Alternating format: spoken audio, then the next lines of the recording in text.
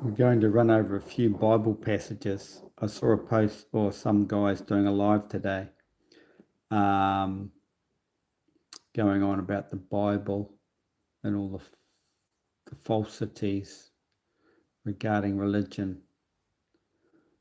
So I thought I'd just go over a few passages to explain or just to prove how these people think they can read but cannot read the Bible. Scripture is not like reading the average book, word for word. No. Within the story, there's a code. You have to break it down. And only those who basically have the Kabbalah can do that. I'm going to try and explain it to you. The problem is, when you explain this sort of stuff to people, they just say, oh, that's your interpretation. You made that up. Well, the stuff I've made up over the years, you could probably consider me as a genius then. But I'm going to run over a few things. In the, someone said somewhere, I saw it, that Matthew 17:21 was left out of the Bible. But it's in the King James Version. Apparently, it's a repeat. They thought it was a repeat of or something similar to Mark 9:29. But anybody who studies the Bible, I'm not saying I do, but anyway, would know there's many stories repeat themselves in the Bible, but there's a different angle to it. And this is all designed for you to add them all together like a puzzle piece and fit them to create the actual story they're revealing. And people don't do this. They don't realize it's one big flippin' code. And it's just thousands of jigsaw puzzles. Okay? So if people can add them all together, they'd all be a lot wiser than what they are today. So I was going to figure out why this Matthew 21:12 wasn't in the Bible, right? So you always got to go back a bit to get a bit of reference. Okay, so we'll read it out. So we got here, down here is 17:21 over here. So we'll start over here. And after 6 days, Jesus taketh Peter, James, and John, his brother, and bringeth them up into an high mountain apart. So straight away, you have to understand, this is what I tell everybody, you have to know the flat earth physics before you can understand the Bible. And this is what I do on my YouTube channel. I've broken down all the physics to the flat earth so you can understand the Bible. But the only people who have picked up on it or listened to me are probably those who are now on my Patreon site. I mean, there's a few on here that listen to me. Probably can't afford to support me with a couple of bucks a month, but never mind. Now, here we talk the mountain. Well, mountain's obviously going up. You've got to go up. Man, for spiritual enlightenment, which is what all religion's about, is going up your mountain. Okay? Basically, what they say is, raising your kundalini or raising your chakras to the top. But it's also connected to the physics of the earth. And what have I shown between the two hemispheres? I've shown the tropical gap. Now, those are considered cliff faces going up the mountain. So as well as considering you raising your kundalini, raising your spirit or raising your Christ within, going up, you've got to think of the recycling system of the physics of our flat earth. Yes, it's got its own recycling system. So the lying people running your world, they won't tell you that. Through hydrostatics, the field is being washed to the tropics. And up through the tropics, it gets purified. And that involves the sun, which is connected to the Milky Way, which is a pipeline that goes straight over to the pure plasma sun. Okay? It gets purified through the pure plasma sun that's hidden in the Arctic centre. You cannot see pure plasma. Now, recently on YouTube, you've got one of these scientists, the young guy, that blonde guy, but they're all backed by the people who run the joint, and he's just explained how ionized water or something. So he's vortexing some water because my whole Earth comes from the vortex, the central vortex, right? So he's vortexing the water, which I've shown many a times, and he's ionizing it. Okay? And I've explained this in the physics of the flat Earth system as well. The ionization goes on between the tropics. Okay? And all the natives knew all this sort of thing. It's all written. I can interpret the whole thing. You've got the South American natives with their old, or the Red Indians of America, with their old fabrics and their colors and their designs. You've got the vertical lines with the crisscross between the vertical lines, that sort of thing. That's representing the tropical gap, because you've got all this ionization going on between the tropics. It's electromagnetic induction, capacitance. It's the what's the other words for it? Whatever. Anyway, what are we getting at here? Let's get back to the story here. And after 6 days, Jesus taketh Peter. So 6 days. So all the religion starts with it's all about the tropical gap, which I've just explained, talked about. And it's about the sun, the movement of the sun, okay? The sun moving in degrees. So 1 degree is one day, okay? So it does the whole sun analemma, which is the tropical yearly cycle, in 360 days. But on one way up or the other way down, there's 2.5 days where the sun does not move in declination for that sun analemma figure, shape, okay? The sun's still going around the flat Earth per day, so it gets added on to the 365 days at the end of the year. But this is how deeply coded it is in the Bible. No one can understand it. But here's the passage that describes those days that are not to be counted, and you just think I've made it up. And I don't blame you. The tribe of Levi, Numbers 149. You must not count the tribe of Levi or include them in the other Israelites. That's basically what it says. But because I know the code, I can understand it all. I know that's representing the 2.5 days we do not count. And the Egyptians have it written that the moon can only give spiritual birth on the 5 holy days. Okay? Well, that's 2.5 days each side on the way up. Remember, one side of the sun's analemma, that's the side view. That's a 3D view, right? Well, if it's 3D, you see a figure 8.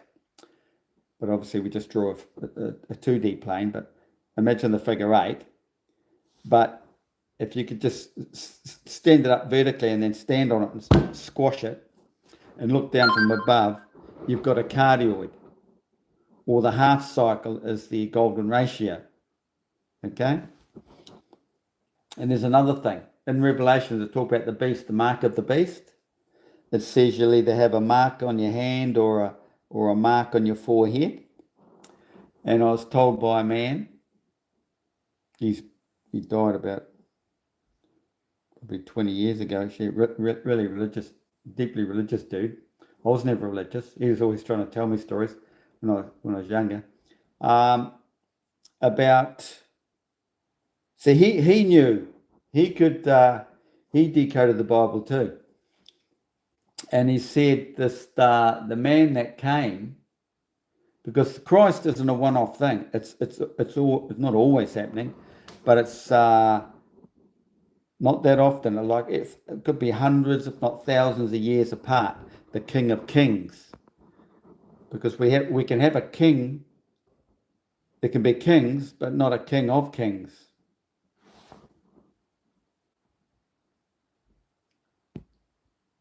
Yeah, looks like I'm talking to myself, so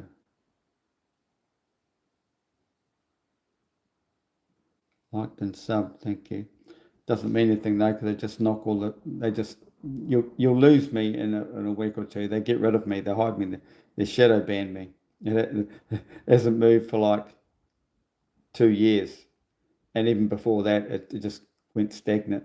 They're crawling along because they're stuffing my whole site.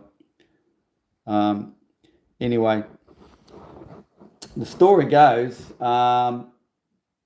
The Bible isn't about history. You don't think of the past, and whether you think of the future or not, I don't know, but it's basically the present. But to me, I'm thinking that it must be what's to come. The Bible is about what's to come, not what has been. Okay, and the man that was to come had that from birth. He was preordained, the King of Kings. And he was born with what they call a cowlick on the front of his forehead. You know how the Egyptians have the uraeus on the front? It represents the magnetic field. The snake always represents the magnetic field. And magnetic cycle is the figure 8. It's the infinity symbol. So the half cycle of that is the golden ratio as a 2D plane view down on it. So this boy was born with a cowlick, which is a golden ratio spiral on the front of his forehead, up in the front of his hair. And later on in life, he is reborn through this Christ procedure. It's all described in the Bible. It becomes this manual. And he has written that in the beginning was Emmanuel, which is another code for, the Bible becomes your manual, this man's manual. And he went through the procedure, and the story goes, the whole Christian story told by the church is all exaggerated. No one ever got tortured. I mean, that's really funny when you listen to Mel Gibson, go on about it. He is so deep down the rabbit hole. It's not funny. No one's ever slaughtered. It's a divine event. It's actually the meaning to life. Every human goes through it in one of his life cycles, and he'll be recycled thousands, if not millions of times, just like the Hindus tell us in their religion. Anyway, this man that comes. Regarding the Christian story about Christ being nailed on the cross, because it's all about the cross, the sun's crossing of the tropics. So that's why the cross comes into it. You're hanging on the cross, hanging. So you look at the sun's dilemma, you've got the choke point, right? And it's described as a rubbish bag in some esoteric stories with the ribbon around it. Or, that's where the bow tie came from. That character on the Prague clock, he's not a banker. That bag represents the sun's analemma. Okay? The skeleton there represents the man's rebirth. You're dying and then reborn spiritually, nothing physical. It's not a gory event. Anyway, dying on the cross, he stapled Jesus' hands up on this cross. And that cross member is where you go back to the flat earth physics and realize the two magnetic fields of each hemisphere come to meet. And the only place they find it pairing across the tropics is where the actual sun comes around. So bang, right where the sun is, the magnetic field will shoot in there. And that's what feeds our sun's image. Okay? That's the cross member. Otherwise, up through the center is the wood. They call it wood because it's non-conductive. It's up the dielectric tropical gap. And between the tropics, you've got no declination, no magnetic field. It builds up on the sides. And actually, it's actually, how do you describe it? I don't know. It comes into the tropics by 7 degrees before it's purified to be flatlined, like dead straight north to south bearing between those 2 points. So the 7 days of purification are regarding the magnetic field around the tropical boundary lines, and it's in religion is 7 days of purification. Man goes through this purification cycle for 7 days, which represents 7 degrees into the tropics, okay? Before he goes on his journey for 40 days and 40 nights. And what's 40 days and 40 nights? Well, getting across the bloody tropics, isn't it? Isn't the tropics 47 degrees? Yeah. And in the Torah, or the Talmud, whatever they call it, Torah, is it? They have Lent, or what's the other word they call it? I can't remember. 49 days or 50 days. Well, within there, like I said earlier on, you've lost your 2.5 days that aren't counted in the sun's analemma shape. This is what goes from 47 to 49 or 50 days. But they don't even know all this stuff. They just have these ceremonies on Lent or Omar, their Omar. And they don't even know what it represents. They tell you that none of these religious people worship the sun, but it's all about the sun. What's the sun is? The sun crosses the tropics. Once it's crossed the tropics, there comes a date, 16th, 17th of October, where the two hemisphere magnetic fields are completely separated. The star cycles are completely separated. They're full duality, because most of the year the southern stars are drifting north to overlay the northern stars, and then all the way back to the south again. And this is how we get the changing constellations.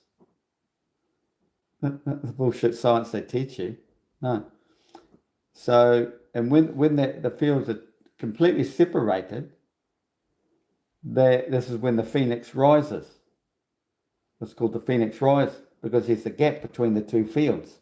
And they imitate it with the phoenix flying up with one head, but somewhere along the line they turned it into an eagle, a bald eagle with two heads, one facing each way. It's probably represented in Freemasonry, because they know everything about I'm telling you. So back to old Matthew here. So back down to 6 people listening again. Oh my God. It's like wasting my time, but anyway. So there you talk about the 6 days here, 6 degrees after 6 days, because realise on the 6th day is the creation story, and it's told over and over and over in this book here, but all different ways, and no one can pick up on it, you see. So 6 days always represents the first 6 days into the tropics, from the 31st of August and finished on the 7th. He rested on the 7th, which is 7 degrees into the tropical boundary of Cancer. So this is all following a solar eclipse, the full solar eclipse. So the whole Jesus story is to do with the full solar eclipse, and then because that's the planting of the seed, and all the celestial bodies they all affect the human consciousness, the human brain, because basically this is what this realm is. It's like a brain. It's all consciousness. So we imitate it. So we're affected by the celestial bodies. That's why in the book it says, look up and you'll find the truth. It's all hidden up there, because it's the only time you can see it is at night. During the day, it's all false. You're in your 3D deluded realm, a mirror projection. It's all false. It's not the first state. It's second state, as the Egyptians tell us. So anyway, 6th day of creation story. So on the 6th day, this Jesus person, initiate, was reborn, and that becomes his Sunday. It's the first week of spring, and it's usually a beautiful sunny day. This is what it was called a Sunday. Okay, and it was always the full moon. So the solar eclipse planted the seed, and then 16 days later, not necessarily 14, you see, because you've got to work on a Sidonic month, not the sidereal. Sidereal would just be 14 days, but it's actually a Sidonic month because the moon, when the sun catches up to the moon is wound back into the sun, into the center on the horizon of the black hole, the father. So you've got the father black hole, you've got the sun right there on its horizon, father and son, they're sort of one, but two. And then the moon. And you've got to realize the sun is electrical, the moon is magnetic, but every new moon, they become one, so they become electromagnetic. And they're in there together. So that's the solar eclipse. And so many days later, you have the full moon, complete separation.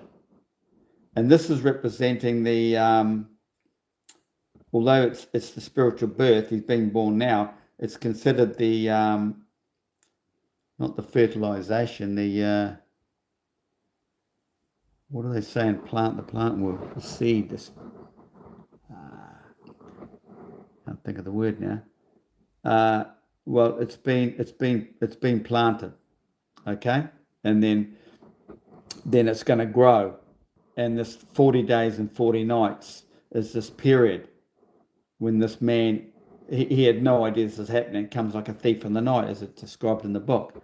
And he has the 40 days and 40 nights to get over this and comprehend it, you know, and start understanding it. And this is when he's led to the Bible as his manual. He starts reading the Bible. And he can just about read the whole bloody thing in 40 days and 40 nights because he's just attracted to it. And the Freemasons know all this stuff because this is how they come up with that movie, Noah's Ark, when comedy actor, what's his name, becomes Noah, and overnight he's got the grey hair and the grey beard because your hair turns grey, and then all the animals start turning up. And you've got to realize the animals represent the, because all astrophysics represent the duality in the sky, the constellations, right? Because each hemisphere has its own celestial cycle. It's mirrored. On every meridian, every man's meridian, there's a duality going on. There comes a time of the year where they come together. And this is the whole Jesus Noah story. The 2 by 2, they come together, become one. And it's all about this divine time that this initiate, they call Jesus, is illuminated. The coming of the Christ. Jeez, we haven't got past the first paragraph. And John and his brothers and bringeth them up into a high mountain, okay? And was transfigured before them, and his face did shine as the sun, and his raiment was white as the light. Well, it's always involving the Milky Way. And the Milky Way at night, at the bulge, the galactic bulge, is white. It's the back of the sun. We're talking about the light, the white, the sun, okay? It's always the sun. And behold, there appeared unto them Moses and Elias, talking with him. So you don't focus too much on, actual humans talking. You don't focus on that at all. You just imagine something's going on. This is all dreamtime stuff, okay? I mean, like the Australian Aborigines describe it as dreamtime. Then answered Peter and said unto Jesus, Lord, it is good for us to be here. If thou wilt, let us make here 3 tabernacles, one for thee, and one for Moses, and one for Elias.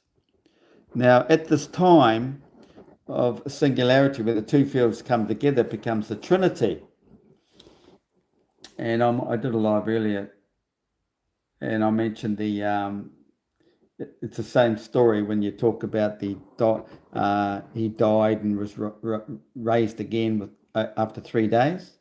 Well, that in physics is their light in the northern hemisphere fading into their winter, so it's dying, and it's going to appear in in the Antarctic.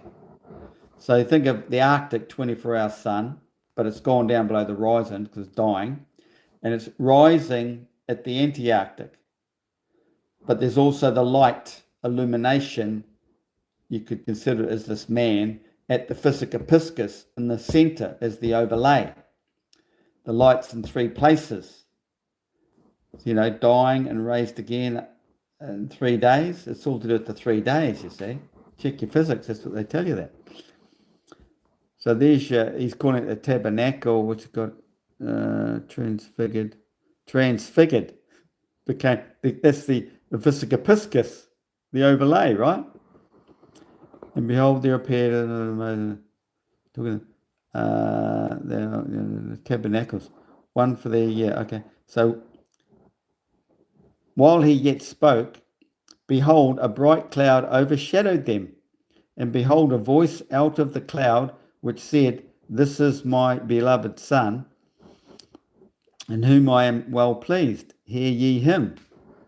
And so there's words spoken to this man when he's asleep. In actual fact, like it says in the book here, they call his name 3 times over a period of 3 years or so. And there's also at the door in the middle of the night 3 times over that period. And finally, I think it might be the 3rd time, that his name is called and he wakes up.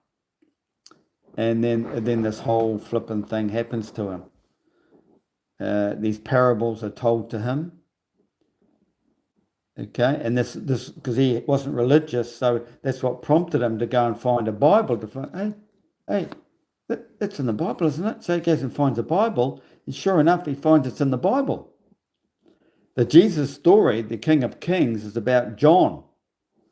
So, meaning he would have been given parables from John, and I don't know, is there 4 characters here? I think there is, because they're always talking about 4, because it's all to do with the cross. So there's 4 of these dudes, isn't there? They're always going on about 4. Matthew, Mark, Luke, and John, isn't it? Yeah. And it's to do with maybe I don't know if they're all, no, they may be kings, but there's only one King of Kings. And that's the whole Jesus story. That's why it's in the Bible. Okay, so let's go down there. Voice out of the blue, blah, blah, blah, and it probably says things to him. And when the disciples heard it, they fell on their faces and were sore afraid. Yeah, see, they heard the voices. And Jesus came and touched them. This goes back to the story where Judas came and kissed Jesus. And the story goes that this person in his bed, while he's asleep, something kisses him on the cheek. He feels this kiss on the cheek. As well as his name being called, the parables being spoken to him, whatever. And when they had lifted up their eyes, they saw no man save Jesus only. So that no one's there. Jesus is basically the initiate. It's within you. God's within you. The whole thing's happening within you. And this guy told me what he didn't realize till later, was the voice he was hearing was actually his. And in the book here somewhere, it talks about a nice, calm voice talking to him. But he figured out a few years after, that it was actually in his voice. And in there somewhere, it'll say it in any language. So if you're Arab or whatever, it'll say in Arabic, or if you're fucking Irish, you say it in gibberish or whatever. Okay?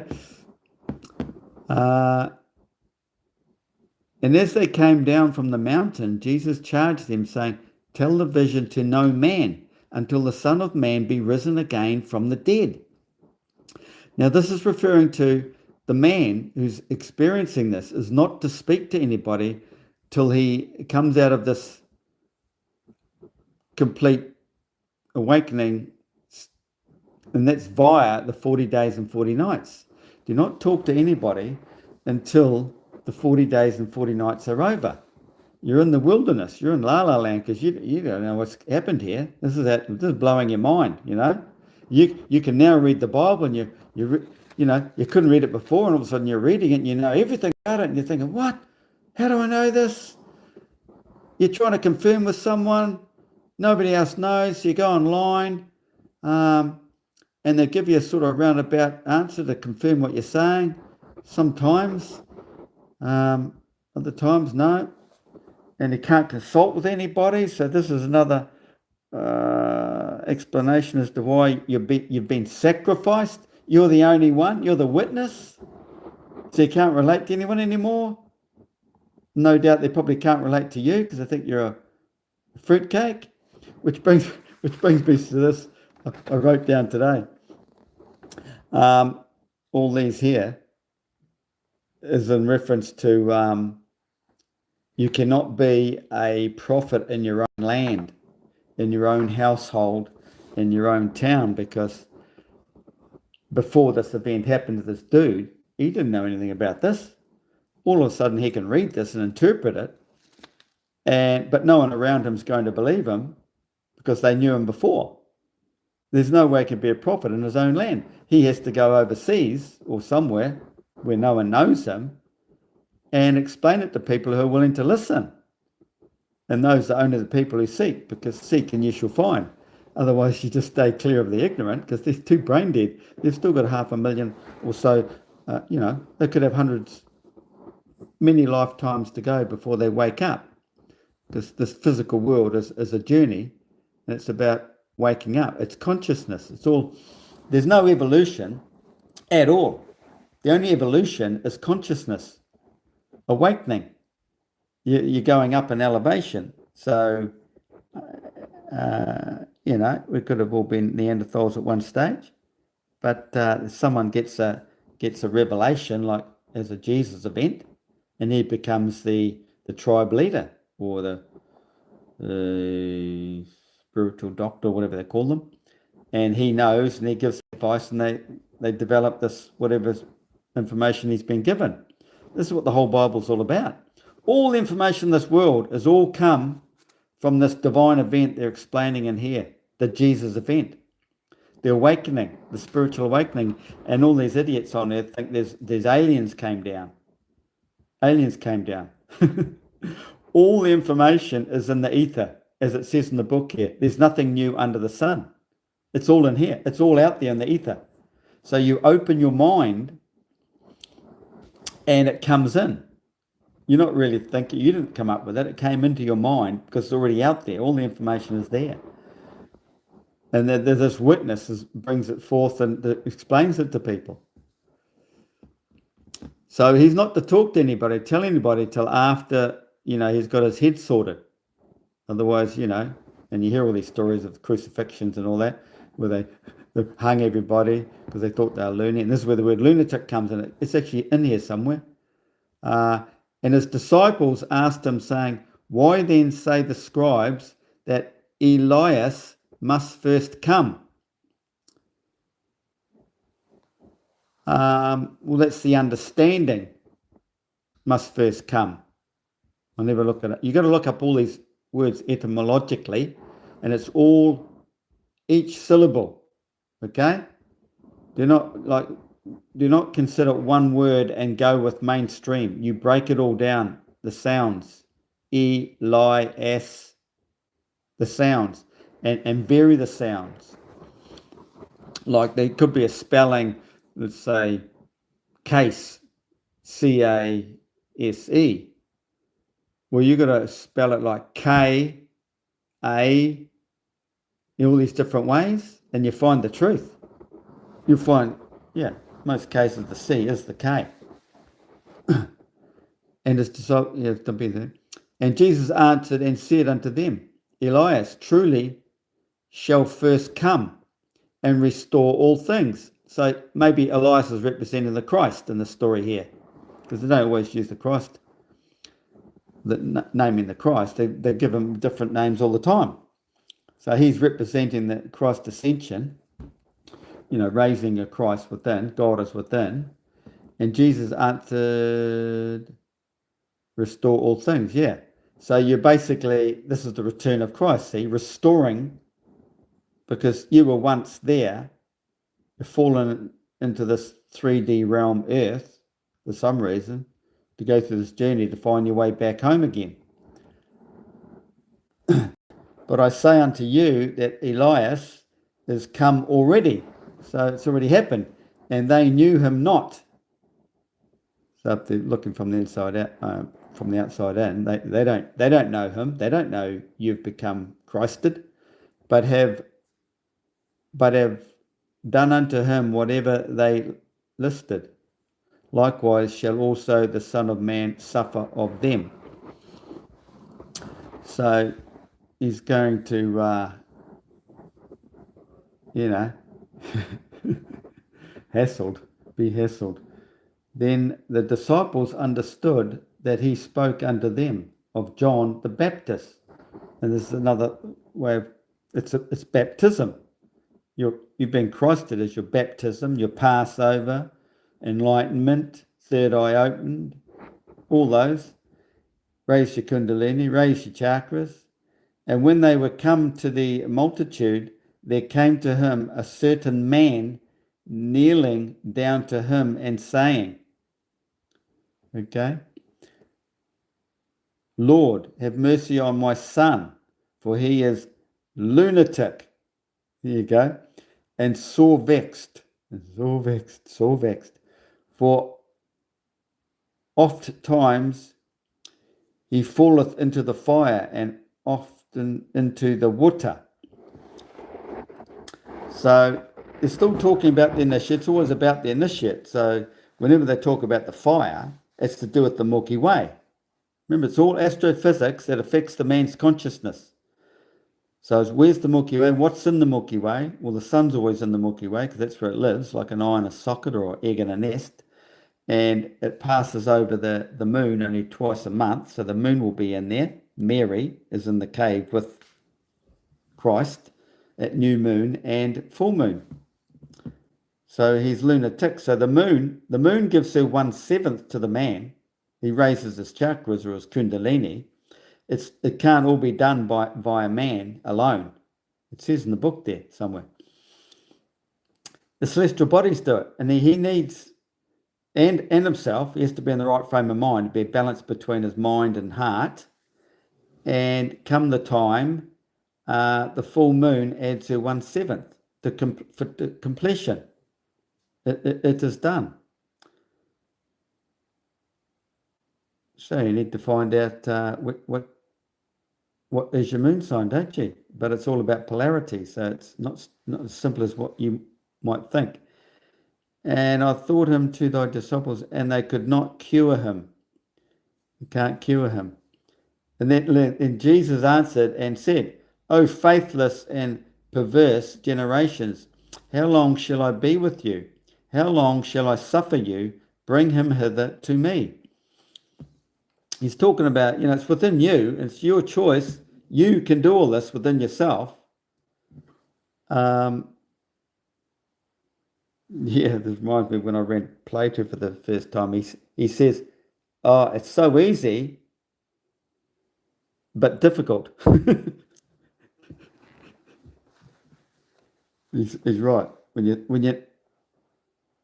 you understand it, you can think it's easy, but it's difficult.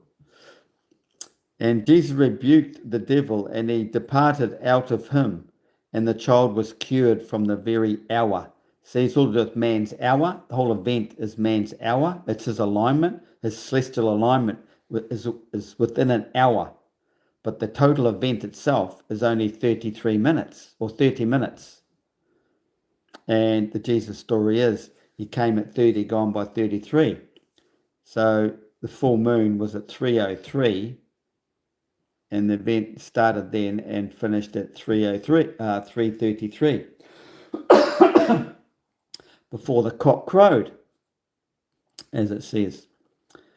So he's got rid of the old self, the man, his old ways, because he has to be cleansed. This is the 7 days of purification.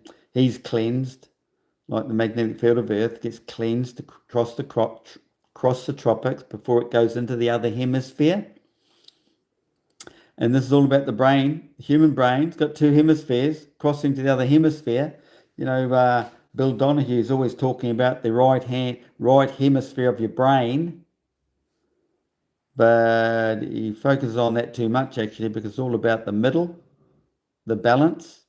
And if you want to understand more about that, you go to the CIA papers concerning the gateway process. It's syncing the two hemispheres, just like the two star rotations of the hemispheres sync to become the Physica Piscis. It's the overlay. Then came the disciples to Jesus apart and said, apart. So whenever you think of apart, you think of the star cycles apart. The two rotations are separated. They haven't come together yet, or they're separated now, or whatever. Even, or the word Eve, is all about when they're together at even time, when the magnetic field of Earth is balanced between the two hemispheres, the tropics. Because normally the hemispheres are asymmetrical magnetically. It comes a time of the year when it becomes balanced. The only time of the year that a man can have his hemispheres balanced. Then came the disciples to Jesus apart and said, why could not we cast him out?